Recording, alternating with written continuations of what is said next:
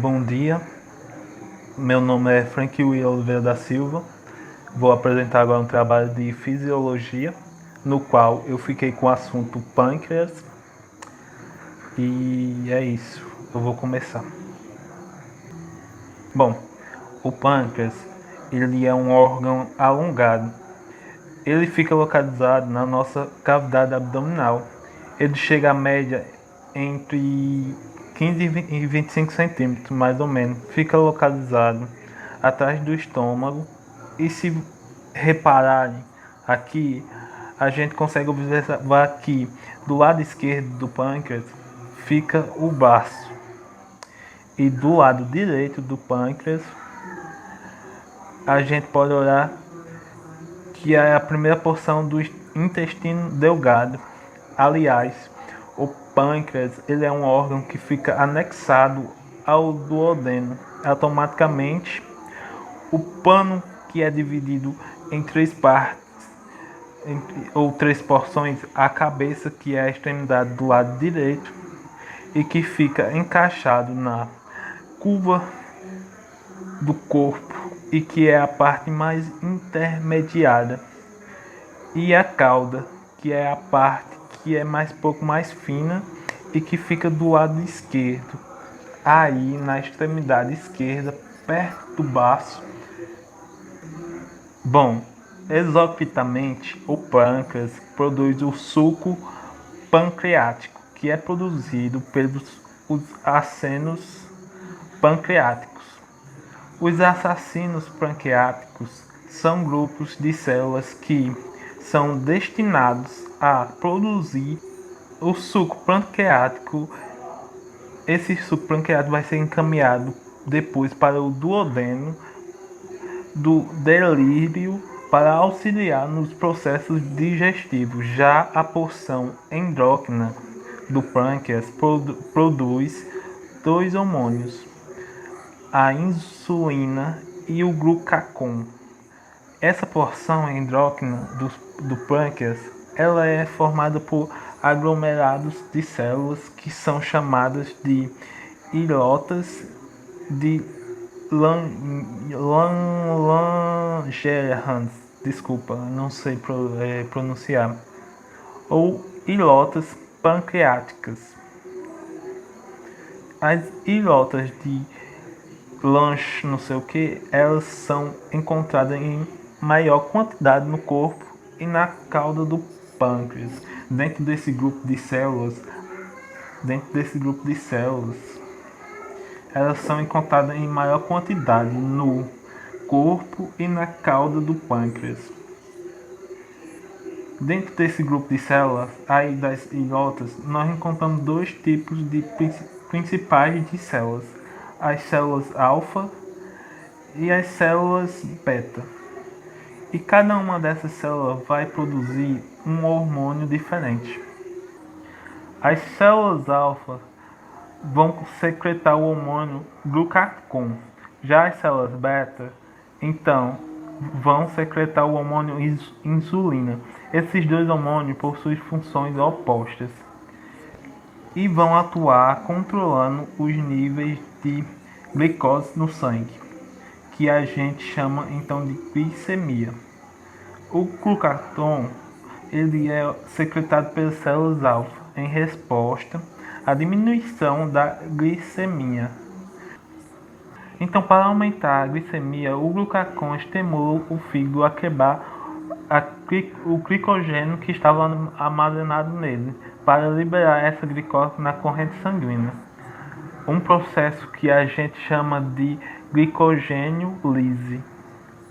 Além disso, o grupo é bom também estimula a lipólise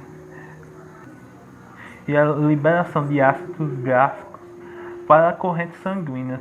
Essas ações do glucagon ajudam a manter a eutanasia do nosso corpo em período de jejum, quando a glicemia diminui. Já a insulina é secretada pelas células beta pancreáticas. Quando existe um aumento de glicemia, então quando tem muito muita glicose no sangue, a insulina vai promover a entrada dessa glicose.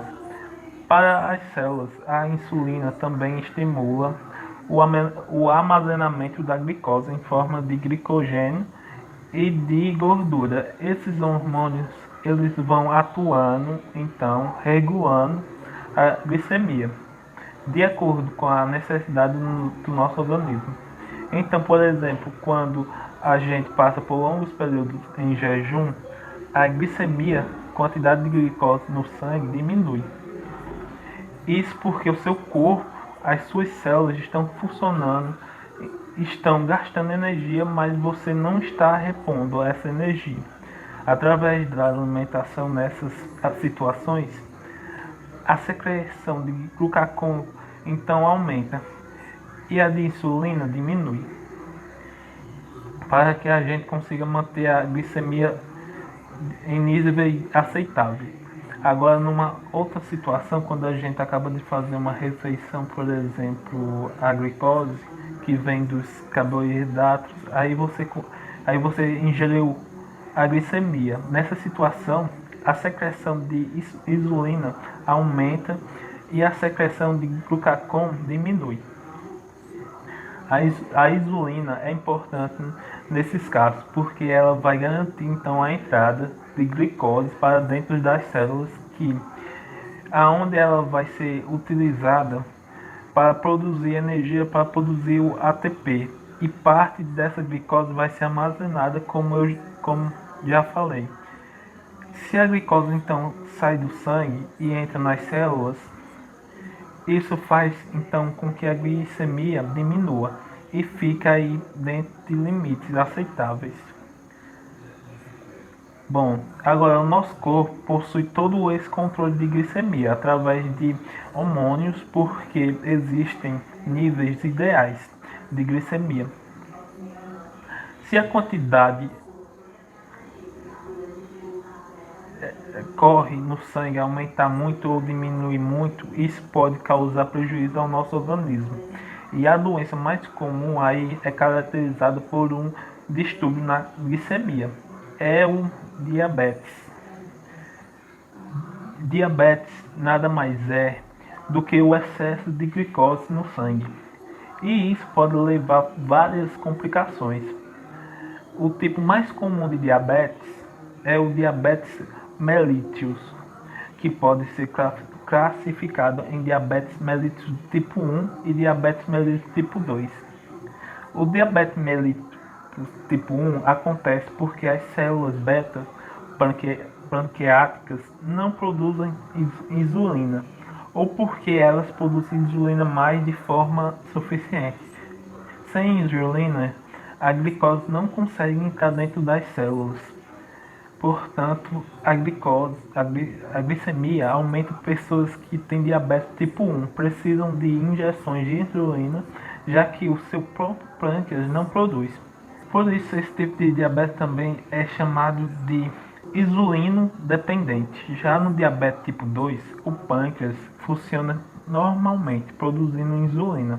Só que essa insulina ela não consegue exercer sua função de maneira adequada. A gente chama isso de resistência à insulina por diversos motivos, mas uma causa comum é o excesso de gordura. A obesidade, esse tipo de diabetes mellitus tipo 2 é o mais comum.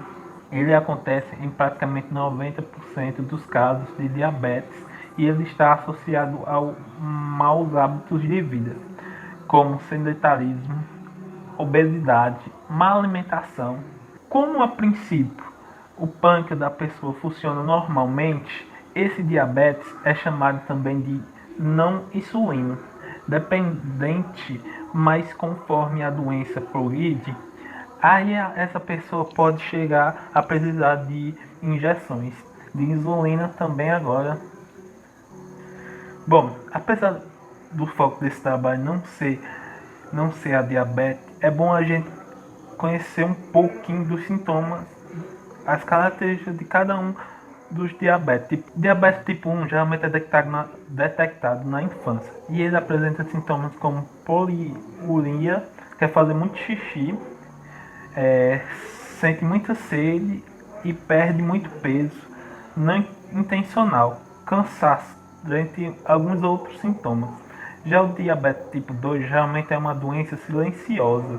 E aí que mora o perigo, porque muitas pessoas têm diabetes e não sabem por quê, não sentem nada, e quando a pessoa começa a ter os sintomas, geralmente é porque a doença já se desenvolveu ao longo de um tempo e ela pode até já estar apresentando algumas complicações da diabetes.